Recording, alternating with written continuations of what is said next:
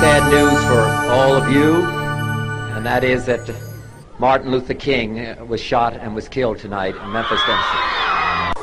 The FBI successfully depicted you, Mr. Ray, as a politically motivated racist.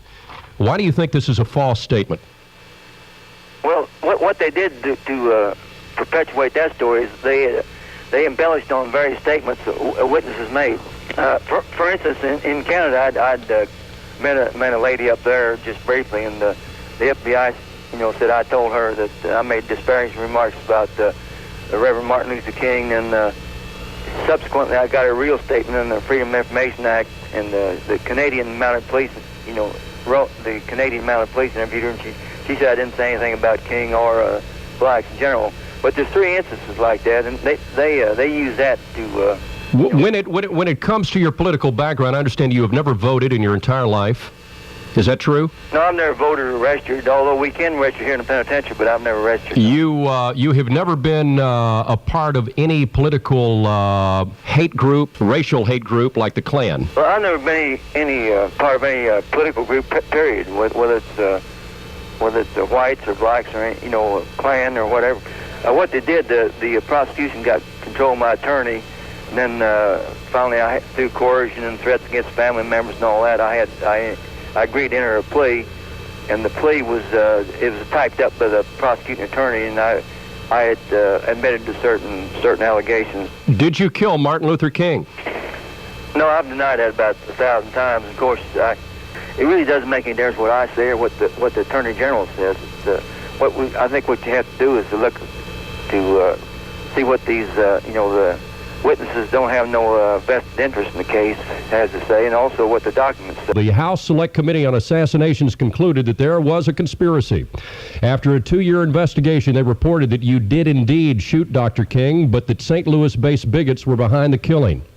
The committee also concluded that no federal, state, or local agency was involved, exonerating the FBI. How do you respond to that? Well, some committee members have changed their position now, although it hasn't been in the media. Congressman Walter Fontroy, and he was the chairman of the subcommittee that investigated the Martin Luther King case. Said he no longer believes that I was responsible for the Martin Luther King homicide, and he also called upon the Congress to declassify all the records in the case, all their records. Now, when the committee concluded, the chairman of the committee, Congressman Lewis Stokes, classified 185 cubic feet of records. Now, Fontroy, he wants to declassify those records. So, what the point I'm trying to make is some of the committee members are, changing their.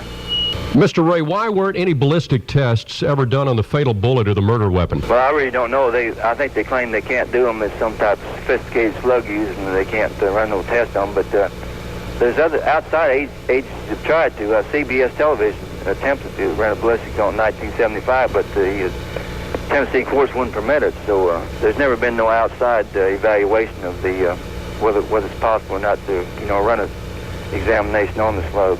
I'm here in Birmingham, Alabama, and in 1968, James Earl Ray walked into Aero Marine Supply at 5701 Airport Highway to purchase the .30-06 he used to assassinate MLK.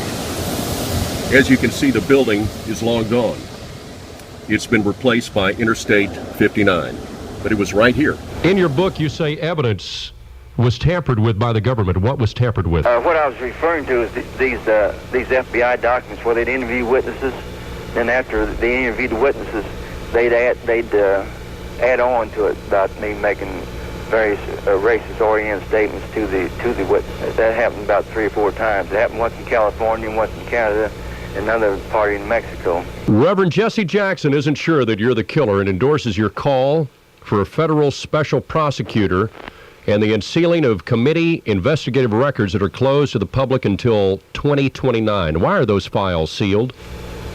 Well, I assume they're sealed to protect the government's case.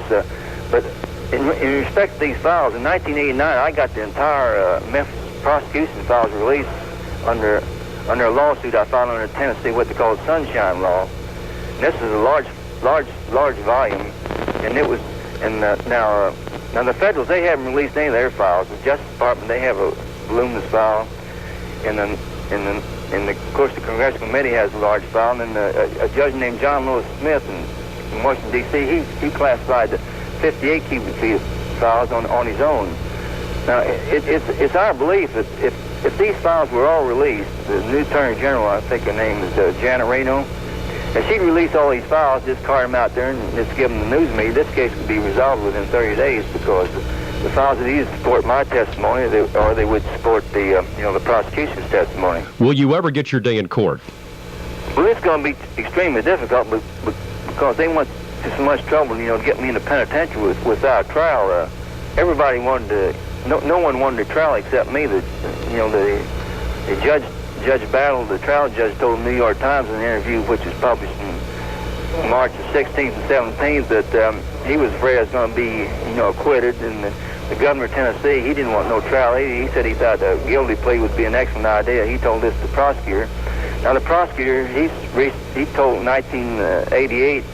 He told Associated Press on April 3rd that he was also concerned that I would get a hung jury. So it's going to be extremely difficult for me to get a trial. I think that if things get to the point where they have to do something, well, I think they'd give me a commutation or something like that. I don't think they'd ever give me a trial because if I got a trial, I could subpoena all these classified records. Like I say, we've reached the point now where this case could be resolved by the new Attorney General if she wants to resolve it. Have you talked with her? Well, no. Have I talked to her? Yeah. No, I'm sure she's not going to talk to me. But she'd have to talk to a lawyer. Then what would have to take place in the news media? The news media's never talked.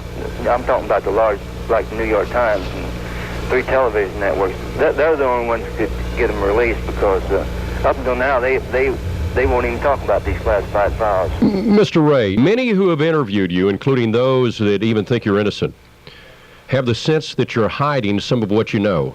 Harold Weisberg, does that name sound familiar? Yes. A writer and former congressional investigator said he once asked you while he was helping you for a hearing who your handlers were, and you responded, "I won't get out by putting somebody else in."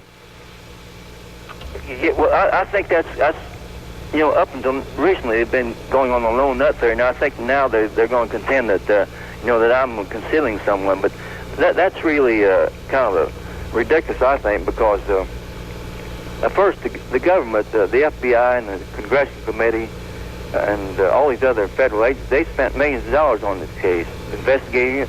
Now here they're going to come back and contend that the only person to resolve it is me and the criminal defendant. Here I'm in the penitentiary and I'm supposed to resolve the case. The only thing I've ever said about this matter is that I wouldn't be a prosecution witness. I would testify for myself. But if I testify for myself, the prosecutor can ask me any question he wants to because I would have to answer unless I wanted to. I couldn't take the Fifth Amendment because obviously if I did, well then I would. Now let me be point blank here. Were you involved in the conspiracy? You just weren't the trigger man. I may have been involved in it, but it was unknowingly. I thought we was selling guns or something of that nature, something less serious than murder. I didn't knowingly get involved in any murder.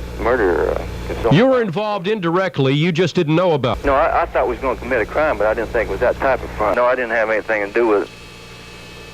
Who did?